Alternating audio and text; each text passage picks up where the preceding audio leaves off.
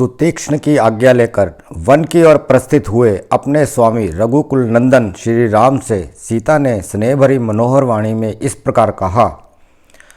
आर्यपुत्र, यद्यपि आप महान पुरुष हैं, तथापि अत्यंत सूक्ष्म विधि से विचार करने पर आप अधर्म को प्राप्त हो रहे हैं।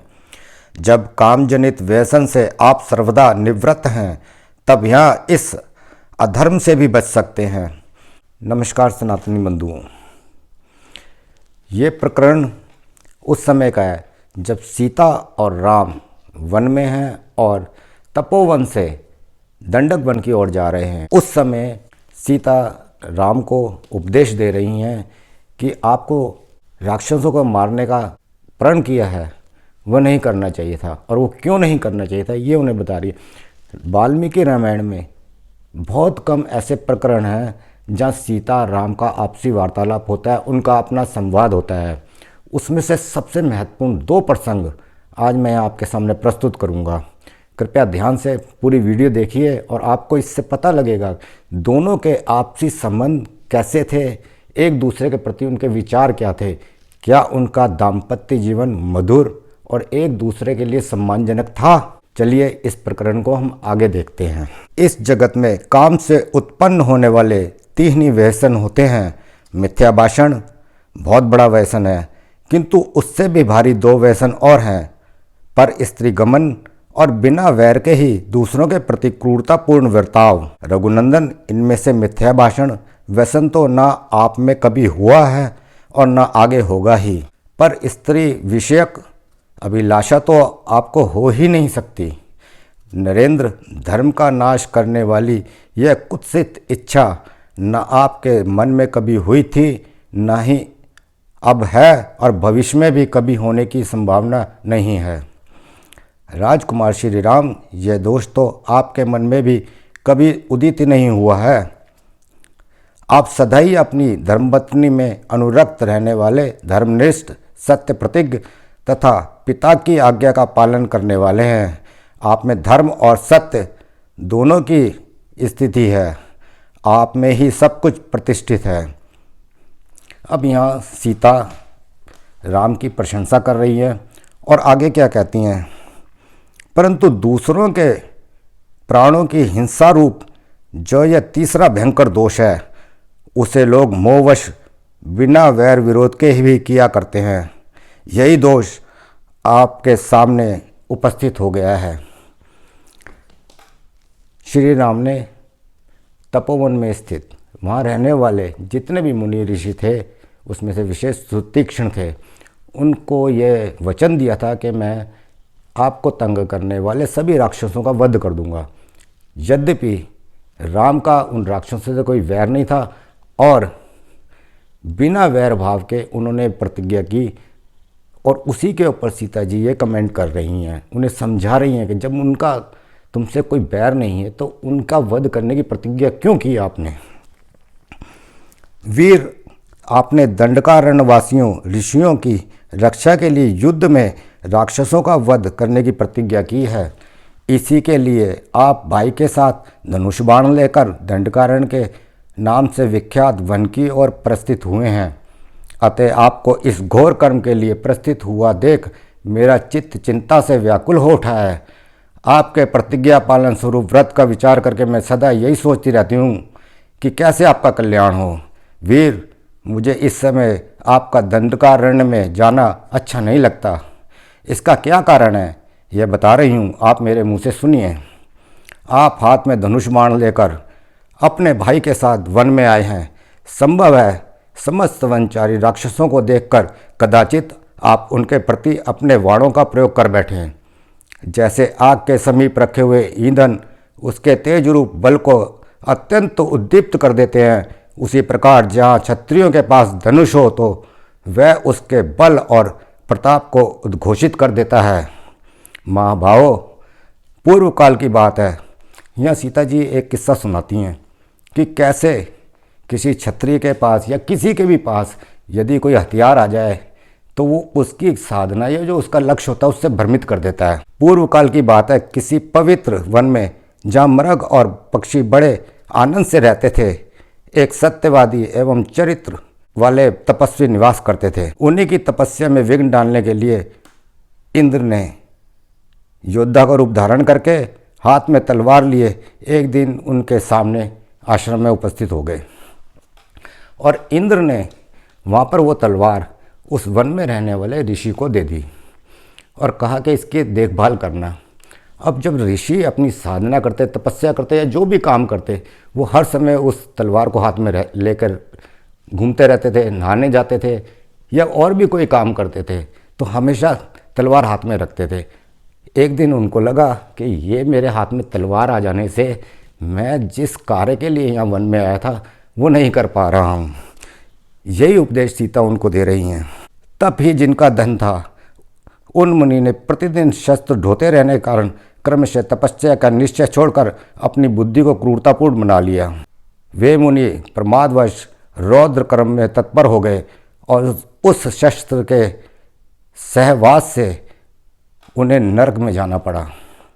इस प्रकार शस्त्र का संयोग होने के कारण पूर्व काल में उस तपस्वी मुनि को ऐसी दुर्दशा भोगनी पड़ी जैसे आग का संयोग ईंधनों को जलाने का कारण होता है, उसी प्रकार शस्त्रों का संयोग शस्त्रधारी के हृदय में विकार का उत्पादक कहा गया है। मेरे मन में आपके प्रति जो स्नेह और विशेष आदर है उसके कारण मैं आपको उस प्राचीन घटना की याद दिलाती हूँ तथा यह शिक्षा भी देती हूँ कि आपको धनुष लेकर किसी तरह बिना वैर के ही दंडकारण्यवासी राक्षसों के वध का विचार नहीं करना चाहिए। वीरवर, बिना अपराध के ही किसी को मारना संसार के लोग अच्छा नहीं समझेंगे। कहाँ शस्त्र धारण और कहाँ वनवास, कहाँ क्षत्रियों का हिंसा में कठोर कर्म और कहाँ सब प्राणियों पर दया करना, तब ये परस्पर विरुद्ध जान पड़ते हैं। अतः हम लोगों को देश धर्म का आदर करना चाहिए। इस समय हम तपोवन देश में निवास करते हैं, अतः यहाँ के अहिंसा में धर्म का पालन करना ही हमारा कर्तव्य है। केवल शस्त्र का सेवन करने से मनुष्य की बुद्धि कृपण पुरुषों के समान कलुषित हो जाती है। अतः आप अयोध्या में चलने पर ही पुण्य क्षत्र धर्म का पालन कीजिए।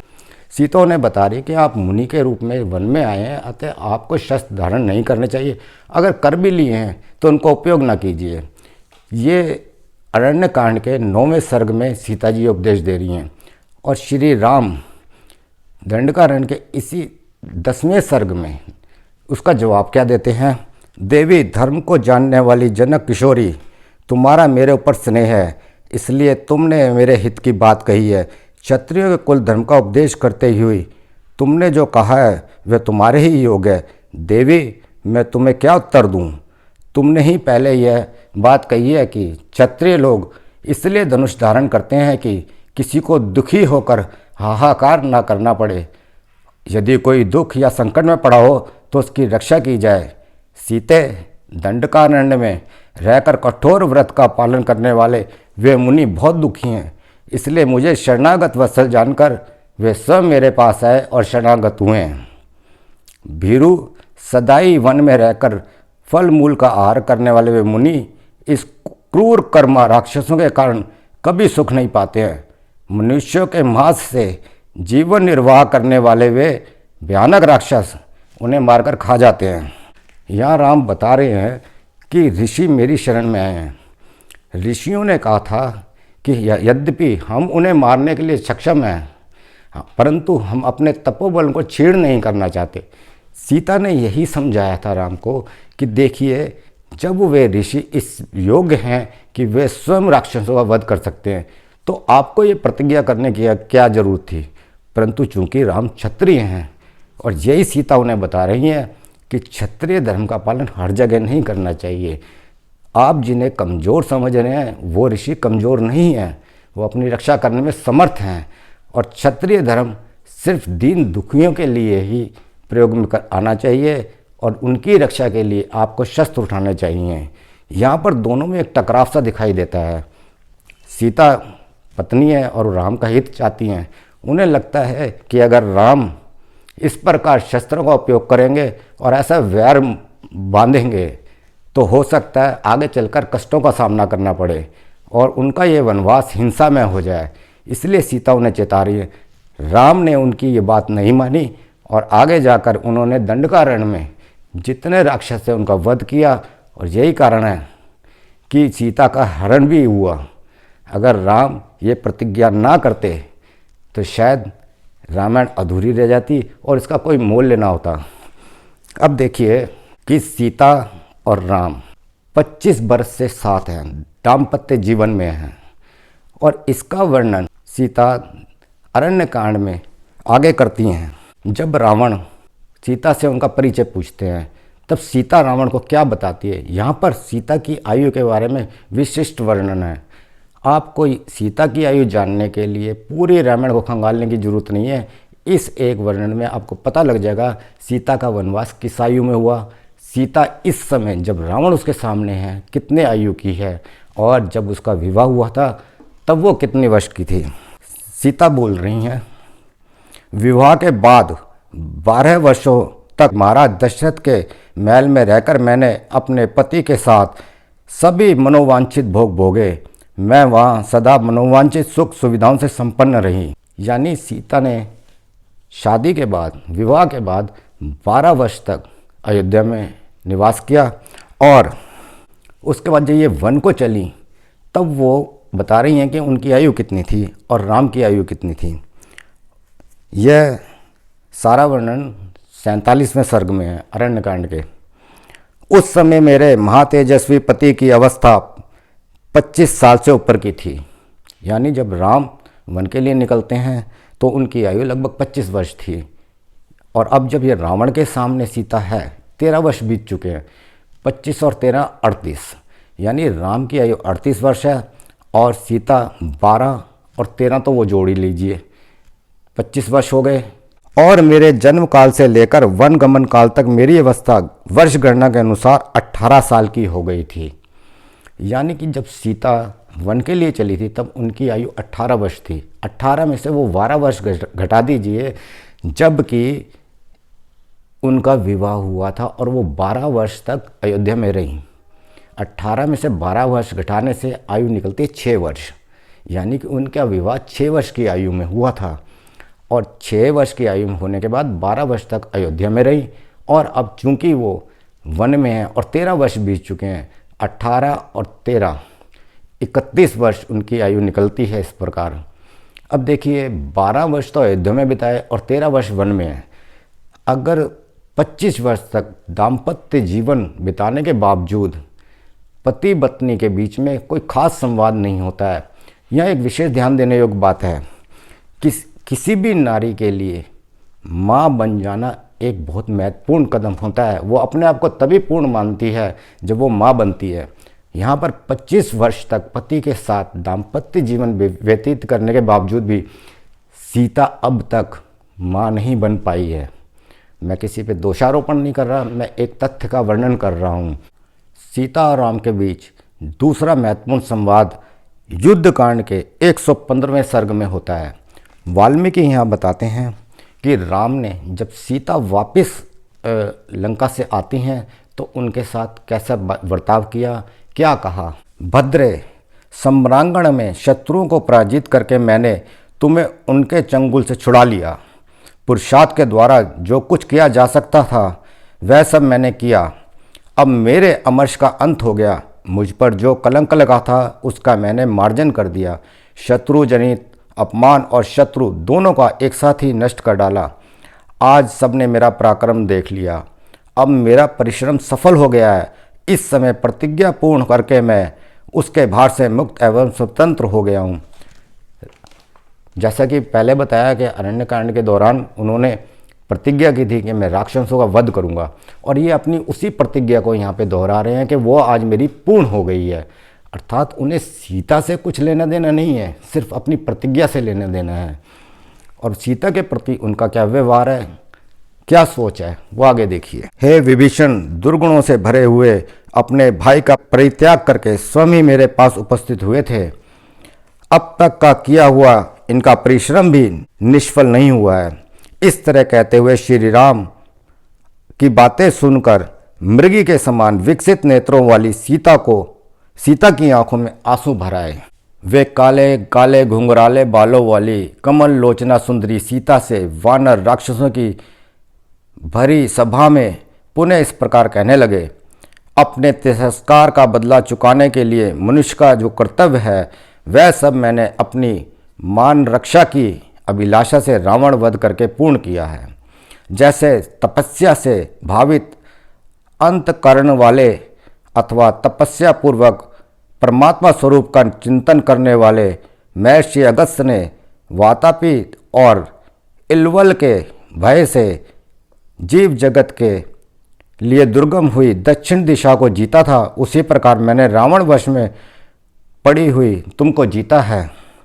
तुम्हारा कल्याण हो। तुम्हें मालूम होना चाहिए कि मैंने जो यह युद्ध परिश्रम उठाया है तथा इन मित्रों के पराक्रम से जो इसमें विजय प्राप्त की है, यह सब तुम्हें पाने के लिए नहीं किया गया है। अर्थात राम सीता को पाना ही नहीं चाहते थे और ये सारा युद्ध सिर्फ अपनी प्रतिज्ञा के लिए कर रहे थे। वो क्षत्रिय थे, अर्थात सीता से उनका ये किस प्रकार का संबंध था। ये दो जो वार्तालाप हैं, दो संवाद, ये बड़े महत्वपूर्ण हैं जिनसे राम और सीता के आपसी संबंधों का पता लगता है। लोग इसकी तरफ ध्यान नहीं देते हैं कि सीता पर इन सब बातों का क्या मनोवैज्ञानिक प्रभाव पड़ेगा और उनके व्यवहार में क्या कुछ बदलाव आता है। उनके साथ इस तरह का व्यवहार क्या उनके लिए ठीक है? आगे देखते हैं। सदाचार की रक्षा, सब और फैले हुए अपवाद का निवारण तथा अपने सुविख्यात वंश पर लगे हुए कलंक का परिमार्जन करने के लिए ही मैंने यह सब किया है। तुम्हारे चरित्र में संदेह का अवसर उपस्थित है। यहाँ राम सीता के चरित्र पर संदेह कर रहे हैं। फिर भी तुम मेरे सामने खड़ी हो। जैसे आँख के रोगी को दीपक की ज्योति नहीं सुहाती, उसी प्रकार आज तुम मुझे अत्यंत अप्रिय जान पड़ रही हो। कितनी विडंबना है। एक स्त्री के शुरू में समझाने पर राम ने उनकी बात नहीं सुनी थी कि आप ये वैर मत मोल लीजिए, और उनके इस वैर के कारण सीता को इस संकट में पड़ना पड़ा। और आज वही राम ये कह रहे हैं कि मुझे तुम्हारे चरित्र पर संदेह है। अतः जनक कुमारी, तुम्हारी जहाँ इच्छा हो चली जाओ, मैं अपनी ओर से तुम्हें अनुमति देता हूँ। भद्रे, ये 10 दिशाएं तुम्हारे लिए खुली हैं। अब तुमसे मेरा कोई प्रयोजन नहीं। कौन ऐसा कुलीन पुरुष होगा जो तेजस्वी होकर भी दूसरों के घर में रही स्त्री को केवल इस लोभ से कि यह मेरे साथ बहुत दिनों तक रह सौहार्द स्थापित कर चुकी है, मन से ही ग्रहण कर सकेगा? रावण तुम्हें अपनी गोद में उठाकर ले गया और तुम पर अपनी दूषित दृष्टि डाल चुका है। ऐसी दशा में अपने कुल को महान बताता हुआ मैं फिर तुम्हें कैसे ग्रहण कर सकता हूँ? अतः जिस उद्देश्य से मैंने तुम्हें जीता था वह सिद्ध हो गया। मेरे कुल के कलंक का मार्जन हो गया। अब मेरी तुम्हारे प्रति ममता या आसक्ति नहीं है। अतः तुम जहाँ जाना चाहो जा सकती हो। विचित्र बात है, इतने कठोर वचन। भद्रे, मेरा यह निश्चित विचार है, इसके अनुसार ही आज मैं तुम्हारे सामने ये बातें कह रहा हूँ। तुम चाहो तो भरत या लक्ष्मण के संरक्षण सुखपूर्वक रहने का विचार कर सकती हो। सीते, तुम्हारी इच्छा हो तो तुम शत्रुघ्न, वानर राज सुग्रीव अथवा राक्षस राज विभीषण के पास भी रह सकती हो। जहाँ तुम्हें सुख मिले वहीं अपना मन लगाओ। सीते, तुम जैसी दिव्य रूप सौंदर्य से सुशोभित मनोरम नारी को अपने घर में स्थित देखकर रावण चिरकाल तक तुमसे दूर रहने का कष्ट नहीं सह सका होगा। जो सदा प्रिय वचन सुनने के योग्य थीं, वे माननी सीता चिरकाल के बाद मिले हुए प्रीतम के मुख से ऐसी अप्रिय बात सुनकर उस समय हाथी की सूंड से आहत हुई लता के समान आंसू बहाने और रोने लगी। राम ने सीता को इस तरह प्रताड़ित किया। राम का ये जो सब व्यवहार था अपनी पत्नी के लिए कितना उचित था, सही था। ऐसे में सीता को क्या करना चाहिए था? सीता इसका जवाब कैसे देती हैं? वो यही कहती हैं कि देखिए, आपने मेरे चरित्र पर जो संदेह किया है इसके लिए तो मैं अब कुछ कर ही नहीं सकती और अब मैं जीवित नहीं रहना चाहती। यही कारण था। वो अग्नि में प्रवेश करती हैं। वो किसी प्रकार की परीक्षा नहीं दे रही होती हैं। आपको इस वीडियो से राम और सीता के आपसी संबंधों पे क्या जानकारी प्राप्त होती है? कैसा लगता है कि कैसा जिनको हम आदर्श मानते हैं, माता जानकी, भगवान श्री राम, इनका दाम्पत्य जीवन कैसा था, एक दूसरे के साथ परस्पर व्यवहार कैसा था, क्या मान देते थे वो एक दूसरे को, ये आपको इस वीडियो के माध्यम से पता लगा होगा। ज़्यादातर लोगों ने वाल्मीकि रामायण पढ़ी ही नहीं है और ज़्यादातर कथावाचक जो हैं वो इन प्रसंगों को अन्य तरीक़ों से सुनाते हैं लोगों को, जिनसे वो प्रभावित होते हैं। वो इन दोनों के आपसी संबंधों में किस प्रकार की टीस है, खींचतान है, उसकी ओर ध्यान नहीं देते हैं। मनोवैज्ञानिक असर एक दूसरे पर कैसा पड़ता है, किस परिस्थिति में किसको किसके साथ कैसे व्यवहार करना चाहिए, यहाँ पर आपको उसके लिए एक इशारा मिलता है। वीडियो पसंद आई हो तो इसे लाइक कीजिए। और हाँ, मुझे कुछ कहने की आवश्यकता नहीं है। अगर आपको कोई क्रोध आ रहा हो तो वाल्मीकि रामायण पर उतारिए या इसके लेखक पर, पात्रों पर, इन घटनाओं पर। मैंने तो वही कहा जो इसमें लिखा हुआ है। हाँ, साथ में आपको सोचने में मजबूर किया है। आप सोचिए अवश्य और चैनल को सब्सक्राइब अवश्य कीजिए। नमस्कार।